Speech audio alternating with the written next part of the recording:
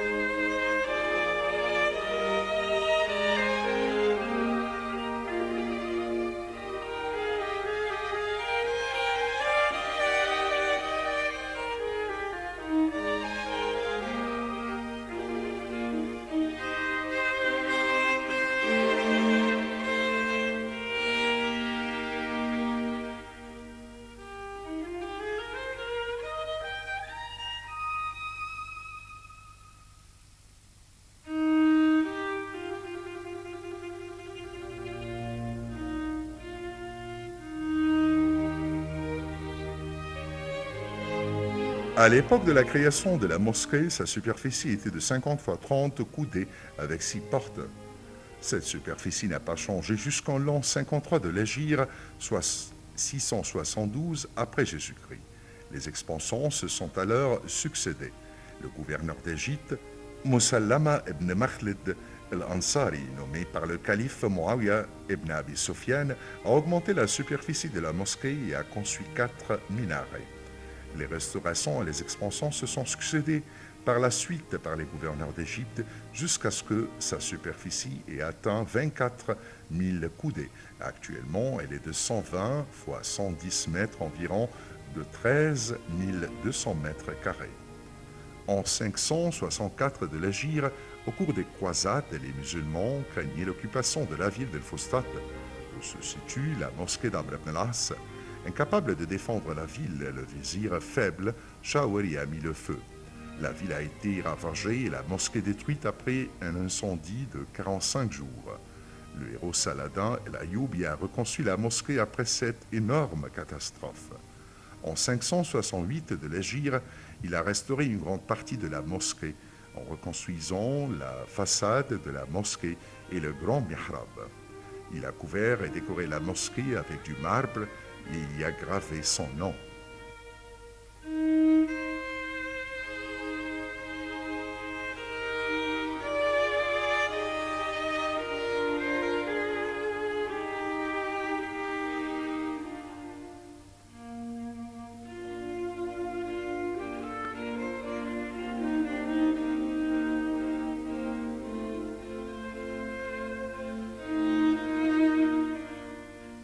À l'époque de sa construction, la mosquée d'Amr ibn al-As était simple.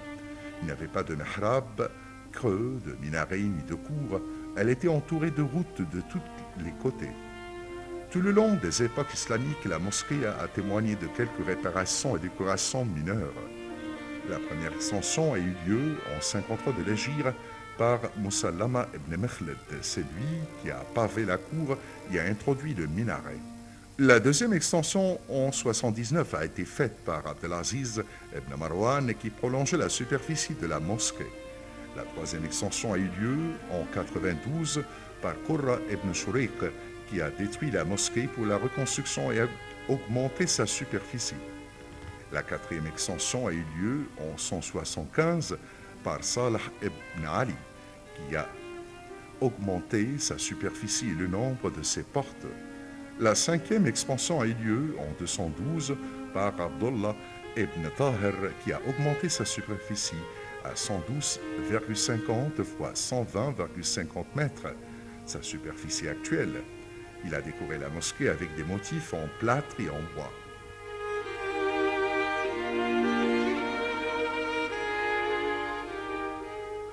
En 1212, sous le règne des Ottomans, l'émir Mourad Bey a reconstruit l'intérieur de la mosquée après la destruction de son iwan et l'inflexion de ses colonnes. Mais ce changer de la reconstruction n'était pas à la hauteur de cette grande émission. La restauration faite par Mourad Bey marquait d'harmonie. Il a cependant construit de phares qu'on trouve jusqu'à présent.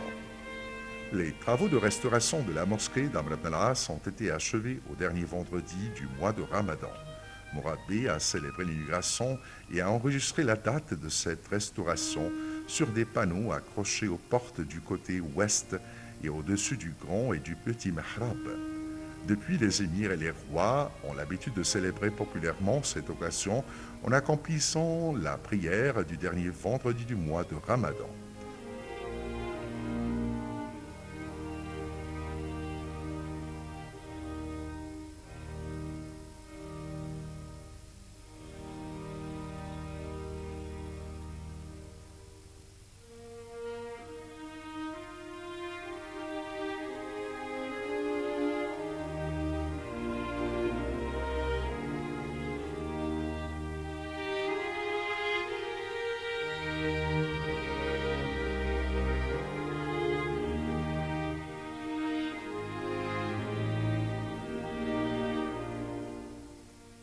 À l'époque contemporaine, la mosquée a témoigné de graves événements, dont le plus important est le tremblement de terre qui a secoué l'Égypte le lundi 15 Rabia et-Thani 1413 de l'Hégire et le 12 octobre 1992 après Jésus-Christ. Un certain nombre de colonnes et de murs de la mosquée ont été fissurés. L'organisme des antiquités égyptiennes les a restaurés. La muraille de la mosquée s'est effondrée sur 50 mètres la nuit du vendredi 13 Shawwal 1414 de l'Hégire, 25 mars 1994 après Jésus-Christ. L'organisme des antiquités a établi une muraille en béton de 6 mètres de hauteur autour de la mosquée et ses installations.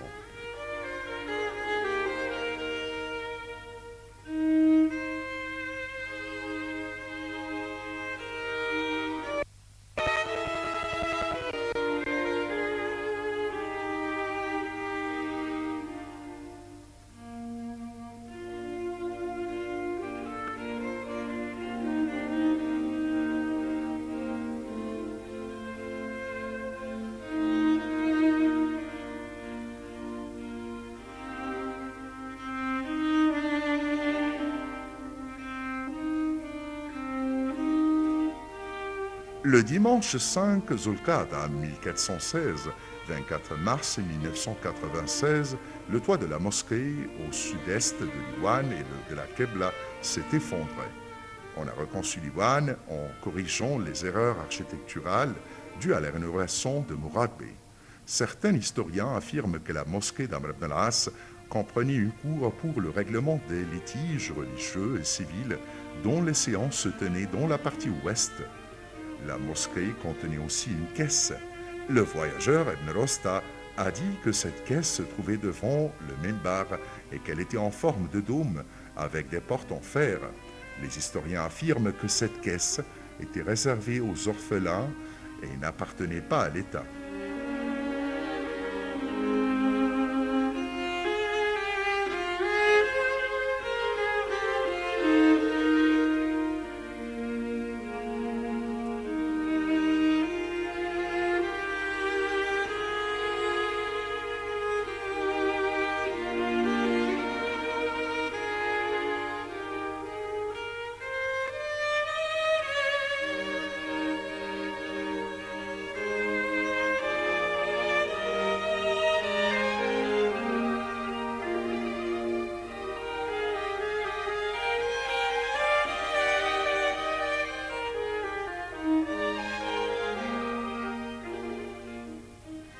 Nous devons souligner aussi le rôle des scientifiques pionniers de la mosquée d'Amr ibn al-As. Parmi les événements qui font honneur à la mosquée, il y a le fait que l'imam Shafi'i, Lays ibn Sa'd et Abu Tahir, le salafiste, y ont donné des leçons. El-Az ibn Abd al-Salam y prononçait des discours. Les leçons de la religion y ont commencé en 326 de l'Hégire. Il y avait 15 leçons pour les Shafi'ites, 15 leçons pour les Malkites et 3 pour les Hanafites. Par la suite, le nombre des leçons a augmenté à 110.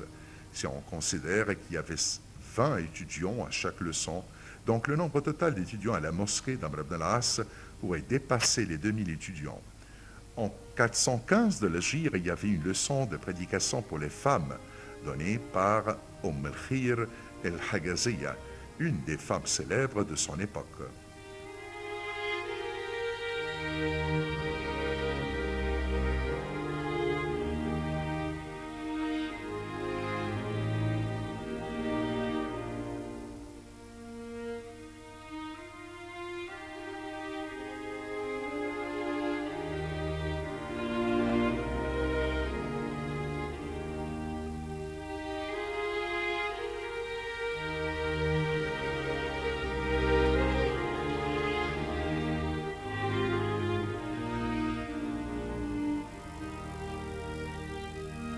La mosquée d'Amr ibn al-As est considérée comme le premier pilier de l'islam en Égypte.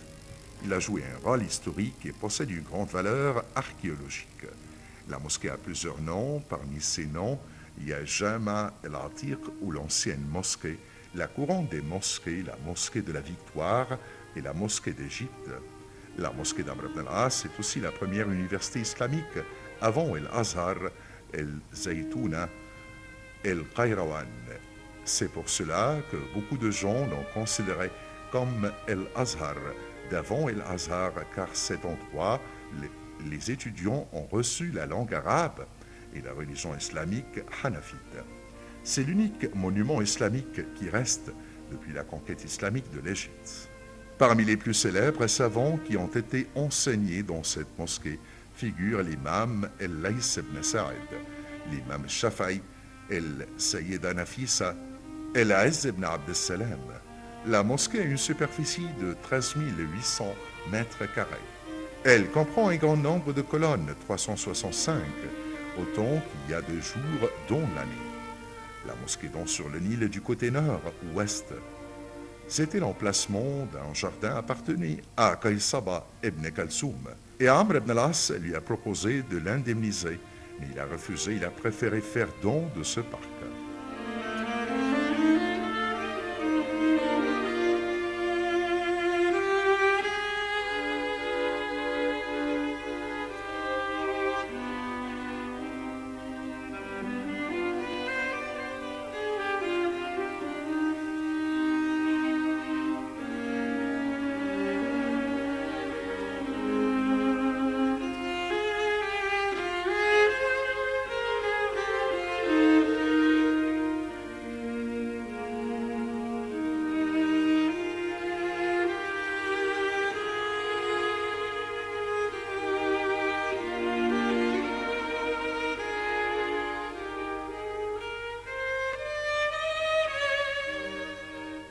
Après chaque conquête islamique, une mosquée était construite pas seulement pour faire la prière, mais aussi pour donner des leçons et pour régler les conflits et les différends religieux.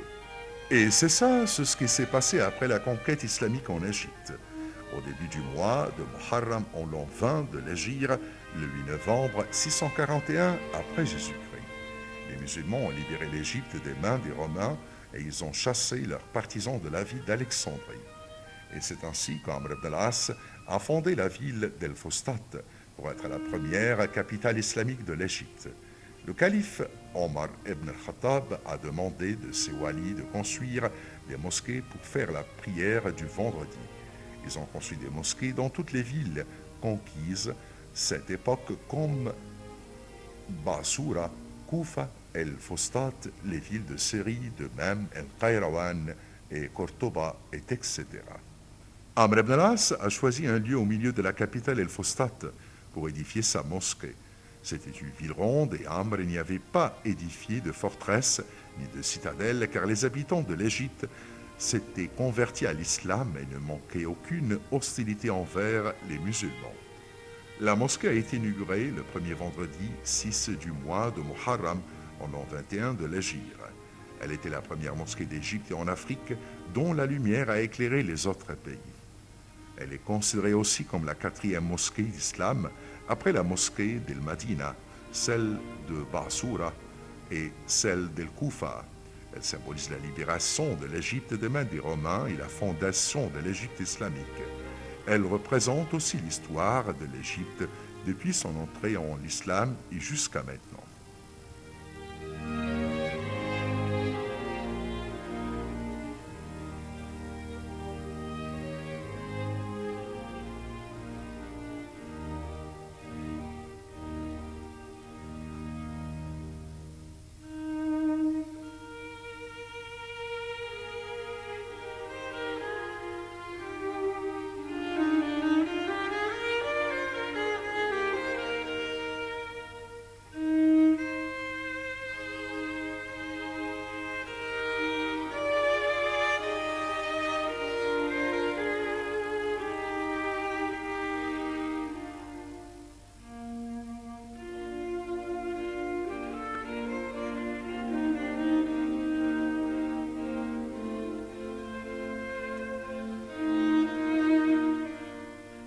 Au moment de l'inauguration de la mosquée, sa superficie était d'environ 675 mètres.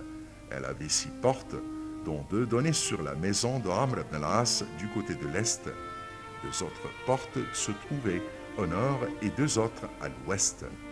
Le plafond de la mosquée était un peu bas, fait de feuilles de palmier et de terre battue. Aussi les murs étaient construits en terre crue. Il n'y avait pas de sahn. Le sol était couvert de gravier et la mosquée contenait un puits appelé El Bustan, le jardin. Les fidèles utilisaient ce puits pour faire les ablutions.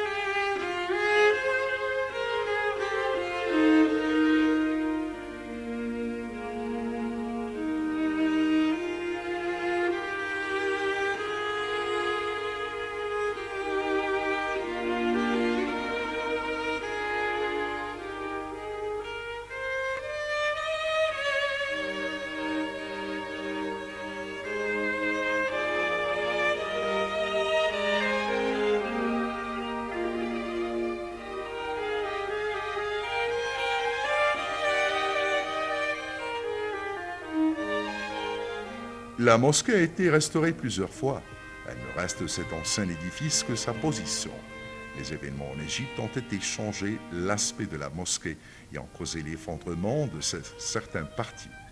Parmi ces événements figure le premier incendie qui a eu lieu le 9 Safar de l'année 275 de l'Hégire.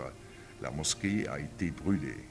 Aussi, il y a eu un deuxième incendie en l'an 564 après l'Hégire, dû au conflit entre Shawer et Durham.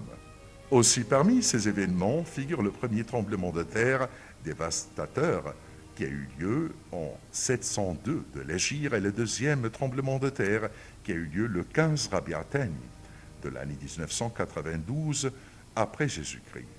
Puis les autorités des Antiquités ont fait la restauration de cette mosquée.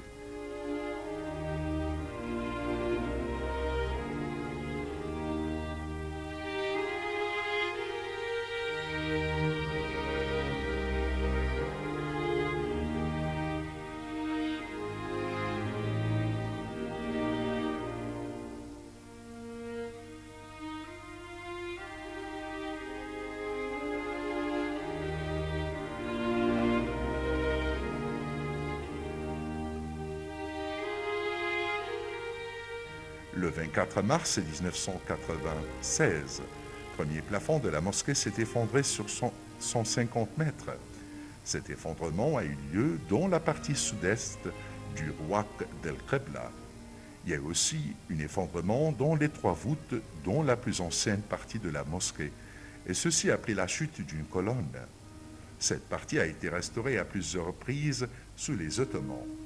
En entrant dans la cour de la mosquée, les visiteurs ressentent la sérénité et le repos, car il est au sein du sahn de la mosquée, où il y a une fontaine pour les ablutions qui est fondée sur un ancien puits qui a été remblayé.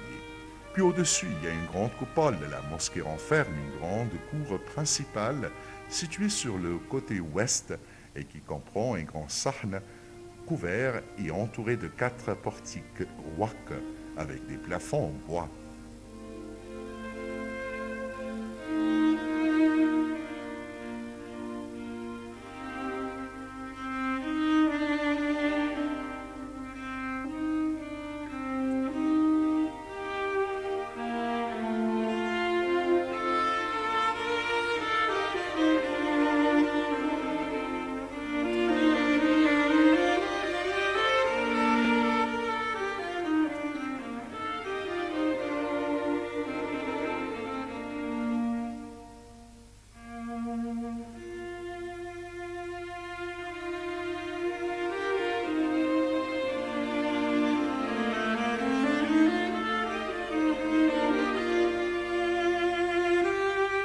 Ces portiques wak sont le Wak del Qibla, qui se compose de 21 arcatures, dont chacune se compose de 6 voûtes d'arêtes ogives basées sur des colonnes en marbre. Devant le Wak del Qibla, on trouve 2 minarets ou 2 niches creuses à côté de chacun d'eux. Il y a un mimbar en bois. L'un de ces 2 mimbars est celui du docteur Mohammed Abdessami Aghed, et l'autre du docteur Abdessabour Shahin. Sur le mur de la Qibla, il y a 2 panneaux remontant à l'époque du Mourad Bey, tandis qu'au-dessus du mihrab principal, il y a des dorures où est écrit un poème qui décrit la restauration de la mosquée. Celui qui l'a restaurée et même l'année de la construction de l'Iwan et son immigration, soit en 1212 après Jésus-Christ. Il y a une coupole sur le côté nord-ouest du Wak del Qibla. Cette coupole remonte à l'ère d'Abdallah ibn Amr ibn al-As, tandis qu'au milieu du sahn de la mosquée, il y a une voûte fondée sur 8 colonnes en marbre de forme circulaire. Les anciennes fenêtres de la mosquée étaient ornées de motifs en plâtre qui existent jusqu'à maintenant sur le mur sud. Les façades de la mosquée sont couronnées par des fenêtres baies qui ont la forme pyramidale. Aussi, la mosquée renferme un minaret qui remonte à l'ère du Mourad Bey. C'est un simple minaret composé d'un seul étage dont le sommet est en forme de cône. La mosquée d'Amr ibn al-As garde jusqu'à aujourd'hui sa place dans les cœurs de tous les Égyptiens.